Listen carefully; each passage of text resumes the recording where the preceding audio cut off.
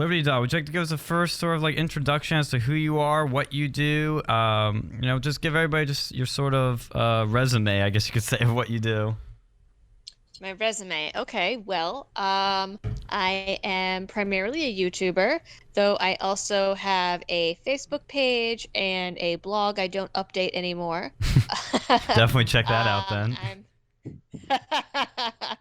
Well, so I started out as a blog and then shifted over to YouTube. I'm on Instagram, Twitter, and I talk about all kinds of liberty-related things, everything from free speech to Second Amendment, whatever new ridiculous thing the government or the social justice crowd is doing. So pretty much anything is fair game. Sounds good. Sounds good. Yeah, you already have 111,000 subscribers. 111 right there. So there you go. You got your silver play button, I see, in one of your videos. Have they messed? Yes, I did. It took YouTube like a month and a half to review my channel to the point that I actually didn't think they were going to, but I was afraid to send them an email because of all the other channels that were getting shut down. I was like, man, like, if they're not noticing me, maybe that's a good thing. Yeah. Have they messed? Has YouTube messed with any of your stuff yet, or? Because they've been recently, but in the past, yes, a lot. Oh, really? A lot of yes. A lot of my videos that have anything to do with guns are demonetized. A lot of times they're demonetized automatically, and then I have to do the manual review process. Which sometimes they'll do within a couple hours, sometimes they'll do a week later. Usually if I get a manual review, then it will get approved eventually. So those, my feminism videos are also demonetized. Of course. Yep. Anything that's about anything mildly controversial. I have a video about Title IX demonetized. Ooh. A video about the statistics around school shootings and how it's like a mental health issue, and someone's chance of getting caught in a school shooting is actually rarer than winning the Powerball Mega Millions. That video was demonetized. And I even the other day I had well, not the other day, a few weeks ago, I had put up a video about this bill that was proposed in Florida, I believe it was, that would jail kids and their parents if the kid put a picture on social media of a gun or of them holding a gun or a meme of a gun, a squirt gun, anything like that. And that actually was demonetized, also auto demonetized. And at first they also told me when I first uploaded it, I got like the big black box that said that the content couldn't actually be viewed. And I was like, well, that's kind of weird. But then I uploaded a copy and like changed a couple words in the keywords, and then it was fine. So, go figure. So are weird most stuff. Yeah, are most of these videos though that get demonetized? Are they, you know, after the reviewing process, have most of them been reinstated, or have any of them been removed completely? Like, what happens after all this? So as far as them getting reinstated, that's maybe 50-50 at this point. My older videos that were demonetized, those, half the time they never even reviewed them, honestly, even though the review requirements are that they get I believe it's just 1,000 views, and they'll review it. And anytime I see that something's been demonetized, I automatically go in like right away and ask for the manual review. And sometimes they just never do it. As far as getting content taken down, nothing's been taken down, but I've gotten threats that they would take things down twice. Oh, really? The first time, yes. The first time was a video that I did probably 2 years ago now, and it was about the Daddy-O5 controversy. I don't know if anyone is familiar with that, but basically a couple of years ago there was this guy that had a YouTube channel called Daddy-O5, and his whole shtick was that he was pranking his children, but the quote-unquote pranks were pretty violent and abusive and awful, and the kid, like in some of the videos, the youngest kid who got picked on the most, you could see him like punching himself in the face, or like, you know, just sitting there rocking back and forth and crying, and it was really, really awful, the things that they were doing to this kid. And, you know, Philip DeFranco did a video, a whole bunch of people did videos, and I did a video on it from a little bit of a different perspective. I didn't show very many clips, but my non-YouTube gig is I am a mental health therapist. So I did it from the standpoint of a mental health therapist. And I was like, yeah, you know, these are the possible consequences of what they're putting this kid through. And someone flagged it as advocating for child abuse. What? Yes.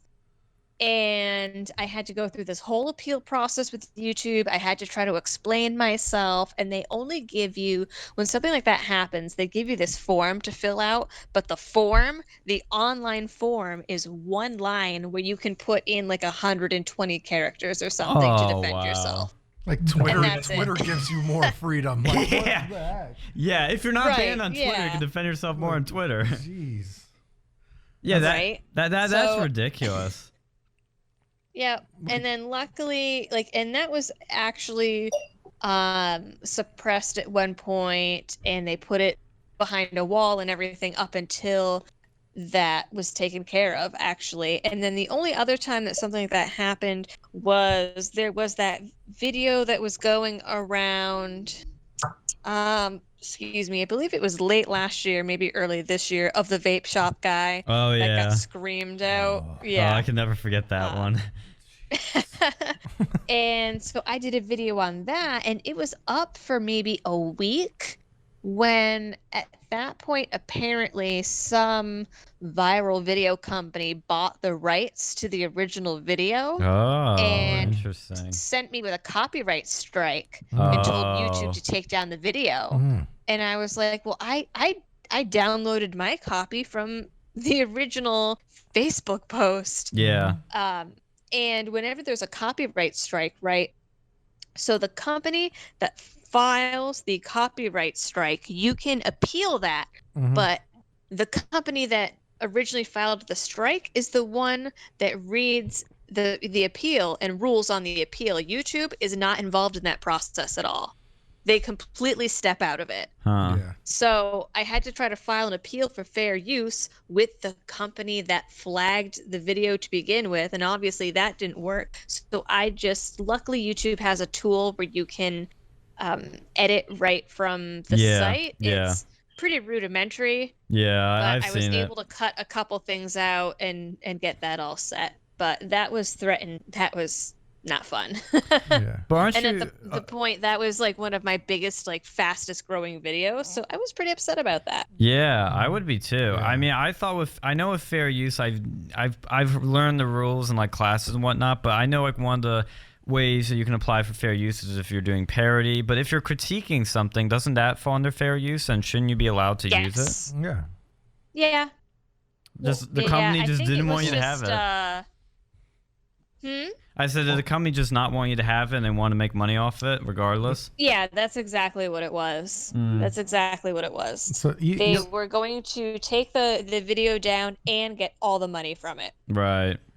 But luckily I won that one. Good. But other than that, like, I haven't had too many issues. I've had a lot of people saying that they get unsubscribed from my channel, that they don't get notifications when they ring the bell. Yeah.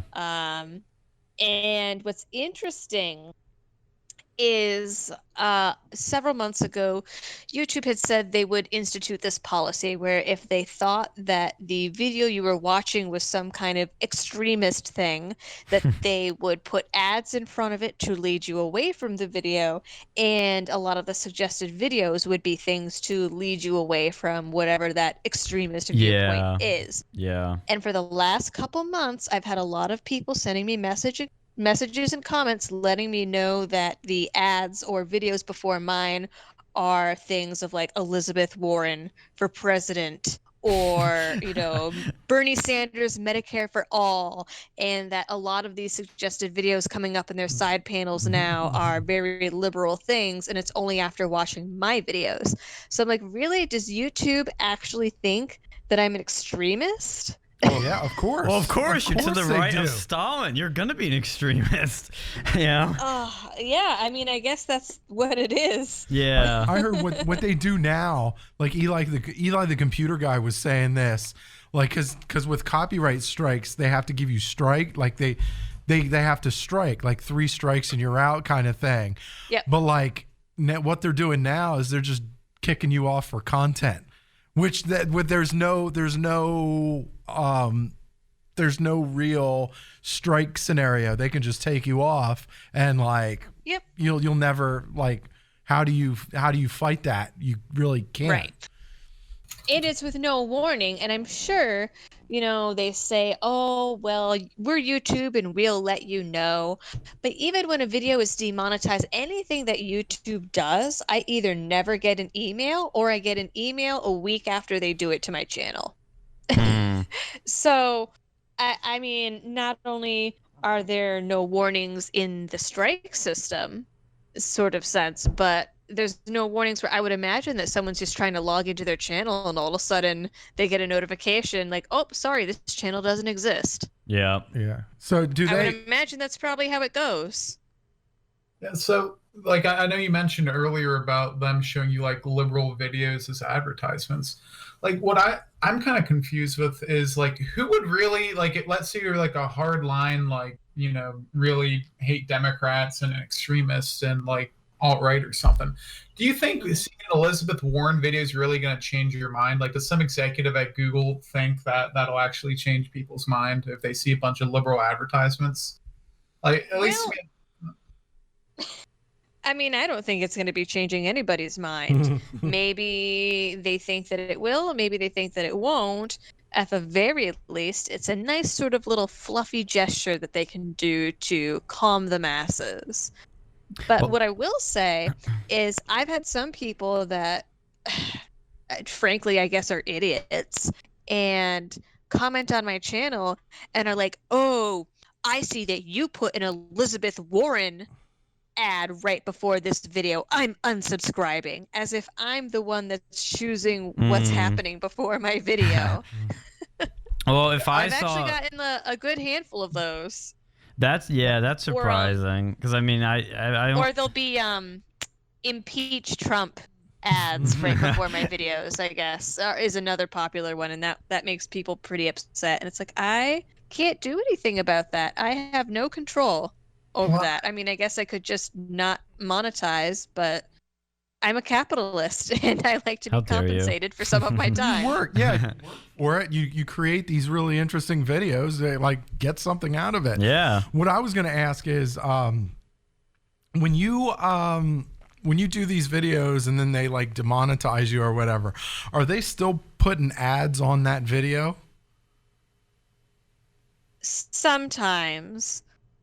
Because like how is that not stealing? Like if they're putting ads on your video and they demonetize you, like how's that not stealing? Like they're not giving you a cut. I don't really know how that works, but there's definitely been times where I have a video demonetized. It says right on my thing, I've got the little like $sign with a slash through it, or the limited ads, and people are like, yeah, there's still ads in front of this. And it's like, well, I'm not getting any part of that. Yeah, that's ridiculous. It is. It is. I mean, and I know that there is always the argument of YouTube is a private company and they can do whatever they want. But the issue is, one, they're always changing their policies. They never give a clear operational definition of anything, so you don't ever really know what the policy is. They also never alert anyone really when they're going to take action against anything. And they keep flip-flopping because they can't decide whether they're a platform or a publisher. And the rules Right. for both of those things are very different. And Yeah. I think that they have purposely not labeled themselves either way so that they can go back and forth and change what they are depending on whatever the agenda is for the day. Now, I see that like you definitely have some legitimate concerns about YouTube. Have you attempted to go and use any other like platforms, or are there any other ones out there that you think might be able to gain some steam? Well, I do mirror right now on Bit and on Gunstreamer. I also put up any Second Amendment related videos up on Full 30.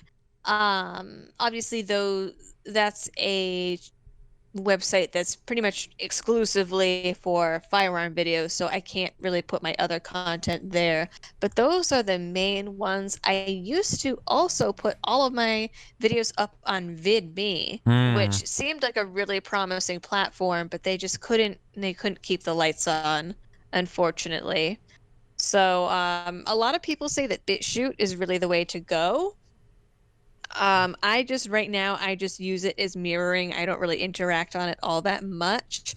I also tried for a little while, I think it's DTube through Steemit, but unfortunately I am not good with technology. If I go on a website and I cannot figure out all the features within 5 minutes, I'm not going to use it. I saw you said that about DTube Parler. and Steemit were exactly that case. Like you needed separate passwords and separate logins and like I don't know. Yeah, I saw you say about Parler, and I thought the same thing with that app. It's just very clunky and kind of confusing to use.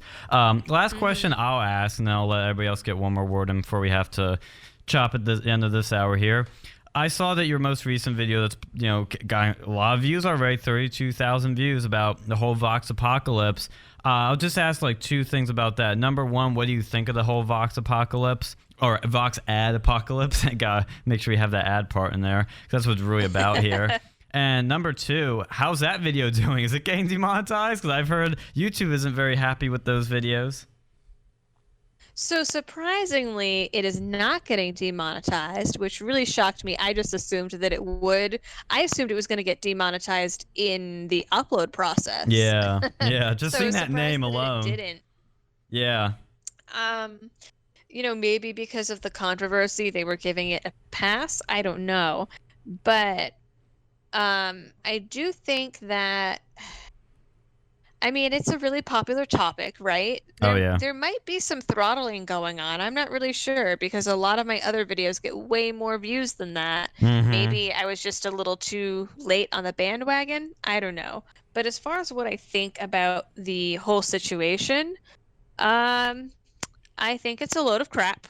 Yeah. I think that, I don't think that Crowder's remarks and things that he said about Mazda were morally right. But, I mean, it's comedy. Mazda is a self-described gay Latino writer for Vox. He talks about it all the time. That's one of his big talking points that he uses as a way to make his viewpoints at least appear more legitimate, right? And so I think that really Crowder was kind of just picking on his tokenism. But still, I mean, the kind of things he was saying, that's like something that you say to like one of your dude bros that you're really close with and you're just busting his balls. That's not something that you say about some stranger on the internet. And it's certainly not something that you say on YouTube when you know that YouTube doesn't like that. And I think, I am a little suspicious of the whole thing because, like, sure, Mazda says that he went to YouTube about it and that he filed reports and flagged it, blah, blah, blah, blah, blah. But, like, if you are so humiliated by this, if you are so disgusted and hurt and just horrified that there are millions of people watching these videos where someone else is calling you names, why would you then put that all together in like a montage and post it on Twitter? Yeah. Yeah, I think he was doing it to play victim and get some hits from it and become a bigger celebrity. Yeah. I mean, because if one of his biggest complaints was like, "Oh my God, this video where Crowder called me this name got a million views," and it's like, yeah, well, your tweet is probably going to get a million views. Yeah, it got a lot of attention from So- Team YouTube too. Right. So it's like, like, are you really that hurt about it? No. I don't know. Well, here's the thing with that like Mazda guy. He wants to make himself out to be some underdog, but he works for like probably a multi-million-dollar company and going up against. Oh, it is. Crowder. It is. So I looked into this for my video. So he works for Vox. Vox is owned by a company called Vox Media, which was valued at $1 billion. And that was the last number from a couple of years ago. And the company owns altogether 6 media brands and has gotten grants and donations from NBC and all these other big companies. So, I mean, it's not some dinky little news outlet. He's talking about Crowder trying to silence him and silence the LGBT community. But, like, it's like, dude, you work for a $1 billion company that is going to get a huge media share in YouTube because YouTube keeps talking about moving more towards these authoritative voices, which it flat out says on its policy is news networks like CNN, Vox, BuzzFeed, all of these. So, he works for a company that right now is one of the golden children of YouTube. Some some conservative guy with a mug club isn't going to silence him from YouTube. Oh, and the bigger irony was that Crowder was attacking him for a video he made where Mazda is attacking these big, mega corporations that control the news. And how Fox News is always in your news no matter what. He's attacking these big corporations while working for a big corporation and then complaining that Crowder, the little guy that's selling mugs to support his channel, is actually the big evil in all this. Right. Yeah, it's just so silly. Any last words from Phil or Alex? You want to ask her anything? Yeah. So, have you heard anything about the Crowder controversy from that Owen guy that used to be on Benjamin? There? Yeah.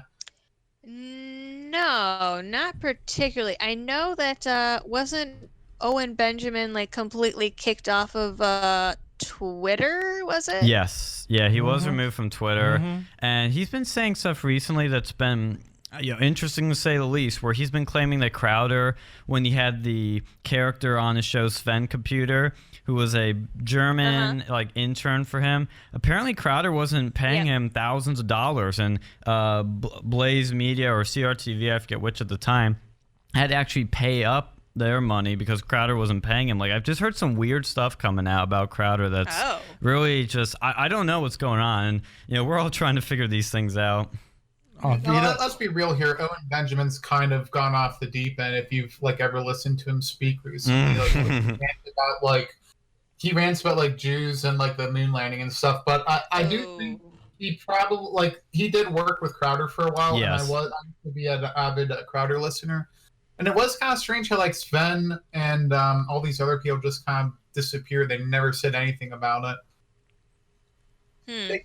Take that what you will, Yeah, it's just something to think about. Because even Milo wrote a huge article at the beginning of this week about Kalen Robertson and his boyfriend and how they were ripping off Lauren Southern and Tommy Robinson, totally defrauding them and spending their money, their donation money, on living a lavish lifestyle instead of actually using that money to produce videos for them like they were supposed to. There's just some crazy stuff happening.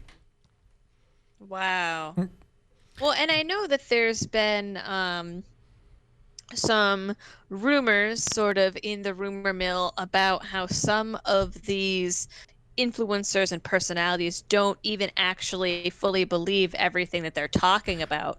And during this whole Vox Apocalypse issue, Blair White actually put out a video about the whole controversy, and she mentioned in it that Crowder had told her that, a lot of this non-LGBT stuff and anti-trans stuff I talk about on the show, that's not actually what I believe. It's just to get views. That's what I know my audience wants. Yeah. Wow. Mm. Okay. Mm. Man, it's getting And I spicy was like, now. oh. Yeah. This is steamy. I could see Crowder being like bisexual or something. If you like.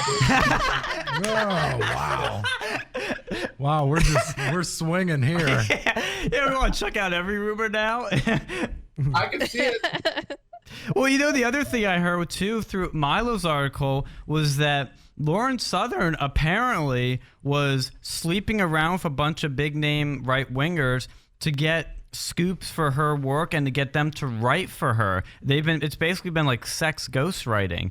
One of them was a Breitbart editor. Yeah, and this is like one of them was a Breitbart editor too that came out and said that, hey, she was sleeping with me for a few months to get me to write stuff for her. She doesn't write all her speeches. She doesn't write all the stuff in her videos, especially her documentaries. And, you know, she would just kind of sleep with him and then get what she wanted and drop him cold and leave. And I was like, whoa. Wow.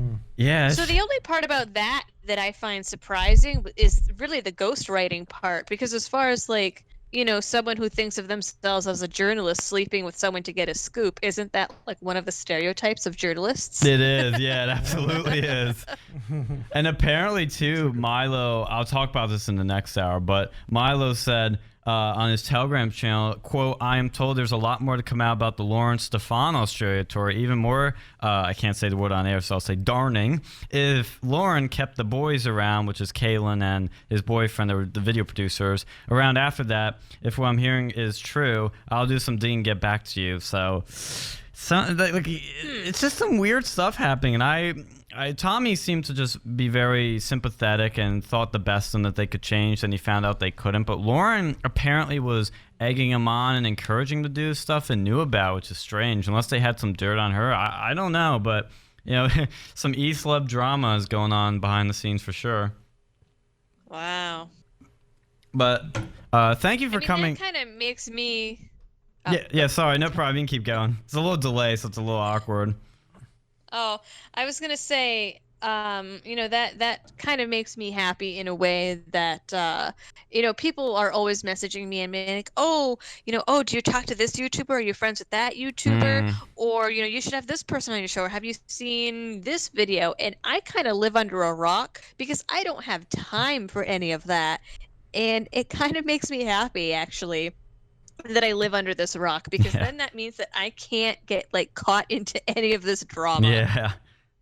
Oh, believe me, I've been involved with some drama here at Penn State, and it's like sometimes you just, even when you don't want to get involved, you have nothing to do with it, you get just like pulled into it. It's like, why me? But anyway, though, this is real news, not the drama show. So thank you for coming on, though, Liberty Doll. We really appreciate you coming on. Where can people find you on all these platforms, or where have you not been banned yet? Okay, so you can find me on YouTube at youtube.com/c/LibertyDoll, or you can just search Liberty Doll, and I should be the first thing that pops up. Awesome. You can find me on Instagram and Twitter under the handle @TheLibertyDoll, because plain Liberty Doll was taken for some reason. Let's see. And also all of my current, like my newer episodes, you can also get audio only versions on iTunes, Spotify, Stitcher, Podbean, and Google Podcasts. Great. Well, for now at least, until you get banned. That's pretty much everything. Yeah, that's great. Thank you so much for coming on. We loved this conversation we had. We loved your input. It was all great stuff. We love it. Thank you for coming on. Thanks for having me. No problem. Anytime.